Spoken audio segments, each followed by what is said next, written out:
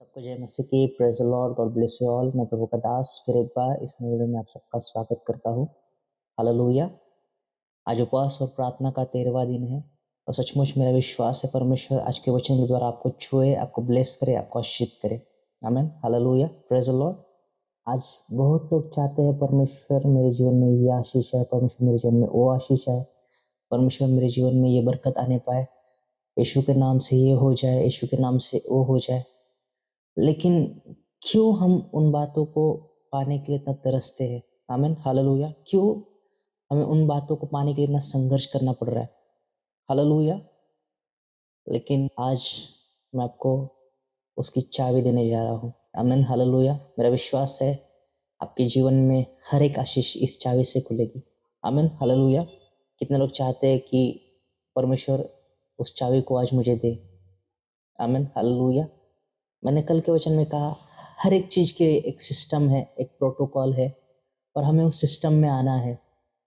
अगर हम चाहते हैं परमेश्वर हमें हमारे जीवन में आशीष करे, हमें परमेश्वर के उस सिस्टम में आना होगा जहां पर हम उन ब्लेसिंग्स को ले पाए।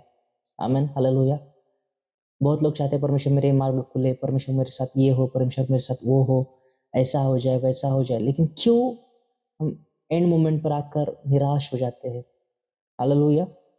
लेकिन मेरा दावा है इस वचन के बाद आपके जीवन से वो प्रॉब्लम निकल जाएगी। आमीन। हालेलुया। इस वचन को बड़े ध्यान से सुनिए। बहुत लोग वचन पूरा नहीं सुन रहे हैं। आप अपने जीवन की बहुत बड़ी ब्लेसिंग को मिस कर रहे हो। इन दिनों में परमेश्वर बहुत पावरफुल वचनों को दे रहे हैं और लोग उसे मिस कर रहे हैं। लोग उन वचनों को नहीं सुन रहे। मेरा पर्सनल बेनिफिट उसमें कुछ नहीं है। जो सेवा प्रभु ने दी है, आप लोग ब्लेस हो, आप परमेश्वर के राज्य में आओ और उसके आशीष को भी पाओ। इतना ही मैं चाहता हूँ। लेकिन आप वचन भी नहीं सुन रहे हो। आप लोगों से केवल 10 मिनट का वचन नहीं सुना जा रहा। मेरा विश्वास है परमेश्वर आज के वचन पर आपसे बात करेंगे। आमीन। हालेलुया। उस चाबी का नाम है फेवर। आमीन। आप अपने जीवन में जो कुछ चाहते हो उस हर एक आशीष की चाबी का नाम है फेवर। जब तक किसी मनुष्य के जीवन में परमेश्वर का फेवर नहीं आता वो व्यक्ति कभी भी आशीषित नहीं हो सकता। आमीन। हालेलुया। कितने लोग समझ रहे हैं? बाइबल में यूसुफ नामक एक व्यक्ति था। उसके अपने भाइयों ने उसे कुछ पैसों के लिए बेच दिया, लेकिन बाइबल कहती है परमेश्वर उसके साथ था, परमेश्वर का फेवर उस पर था। और उस फेवर ने क्या किया पता है? जब पोतीफर के घर में उसे एक दास के रूप में बेचा गया तो बाइबल वहां पे कहती है कि पोतीफर ने देखा कि यूसुफ जो कुछ करता है उस हर एक काम में परमेश्वर उसके साथ है। आमीन। बाइबल कहती है उसकी अनुग्रहकारी दृष्टि यूसुफ पर हुई और उसका सब कुछ उसने यूसुफ के हाथ में थमा दिया। आमीन। हालेलुया। उसके घर की सारी व्यवस्था यूसुफ के हाथ में उसने सौंप दी और उसे अपना घर का अधिकारी नियुक्त किया। आमीन। हालेलुया। लेकिन वहां पर यूसुफ के साथ ट्रेजेडी हो जाती है। वहां पर पोतीफर की पत्नी उसके पीछे पड़ जाती है और उस रात में वो फंस कर फिर एक बार वहां से जेल में चला जाता है। लेकिन वहां पर भी परमेश्वर का फेवर उसके साथ होता है। बाइबल कहती है वहां का जो जेल का अधिकारी था उसने सब कैदियों को यूसुफ के हाथ में थमा दिया। हालेलुया। जेल से बाहर निकलता नहीं है तब तक जब फिरौन राजा है उसने एक जेल के कैदी से उसे तुरंत एक पूरे देश का प्रधानमंत्री बना दिया। आमीन। हालेलुया। ऐसे काम करता है परमेश्वर का फेवर। मूसा के जीवन में बचपन से परमेश्वर का फेवर था। अब बाइबल में पढ़िए मूसा का जन्म किस प्रकार हुआ। परमेश्वर ने मूसा के ऊपर ऐसा फेवर रखा था कि उसके जन्म से उसकी माँ ने उसको दूध पिलाने के द्वारा कमाना शुरू कर दिया। आमीन। हालेलुया। किसको अपने बच्चे को दूध पिलाने के लिए पैसे मिलते हैं? पूरी बाइबल में एक ऐसा उदाहरण है, मूसा की माँ ने मूसा को दूध पिलाने से पैसे कमाए थे। आमीन। हालेलुया। परमेश्वर आपके जीवन में भी ऐसे मिरेकल्स करने जा रहे हैं। हालेलुया। आप दानियल को देखो, दानियल के ऊपर भी परमेश्वर का फेवर था। बाइबल कहती है शेर की मान में उसे डाला गया और शेरों ने उसका कुछ नहीं बिगाड़ा। उस फेवर के कंट्रोल में वो सब आ गए थे, इसलिए उसने उन शेरों ने उसे नहीं खाया।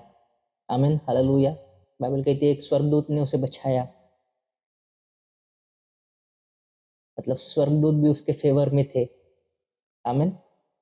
दाऊद राजा के ऊपर भी परमेश्वर का फेवर था। दाऊद राजा ने इतना घिनौना पाप करने के बावजूद भी परमेश्वर से वहां पर कहते हैं, मैंने तुझे क्या कुछ नहीं दिया, अगर तू मुझे ये भी मांग लेता तो मैं तुझे दे देता। हालेलुया। ऐसा आप मत करना। वो राजा दाऊद था। अब बाइबल को पढ़ी है अच्छे से। जिन जिन लोगों पर परमेश्वर का फेवर था उन लोगों ने कभी आशीष को नहीं मांगा, आशीष खुद उनके पीछे चल के आई। आमीन, हालेलुया। जितने लोग मुझे सुन रहे हैं, आज के बाद आपको आशीष के पीछे भागने की जरूरत नहीं पड़ेगी। आपको परमेश्वर के फेवर के द्वारा सब कुछ मिलने जा रहा है। आमीन। Thank you holy spirit. लेखो ब्राहास टेके रहे, लेकिन उस फेवर में कैसे बढ़ना है, वो फेवर आपके ऊपर कैसे आएगा? आइए मेरे साथ अपनी बाइबल खोलिए, हम एक वचन को पढ़ेंगे और समझेंगे कैसे परमेश्वर का फेवर आपके जीवन में आएगा। भजन संहिता उसका 84 अध्याय उसका 11वां वचन हम पढ़ेंगे। क्योंकि यहोवा परमेश्वर सूर्य और ढाल है, यहोवा अनुग्रह करेगा और महिमा देगा, और जो लोग खरी चाल चलते हैं उनसे वह कोई अच्छी वस्तु रख न छोड़ेगा। आमीन, हालेलुया। जो लोग सीधे और खरे मार्ग पे चलते हैं उन लोगों के जीवन में परमेश्वर फेवर देने जा रहे हैं। जो लोग सीधे और खराई के मार्ग पर चलते हैं परमेश्वर उन लोगों के जीवन में फेवर को देने जा रहे हैं।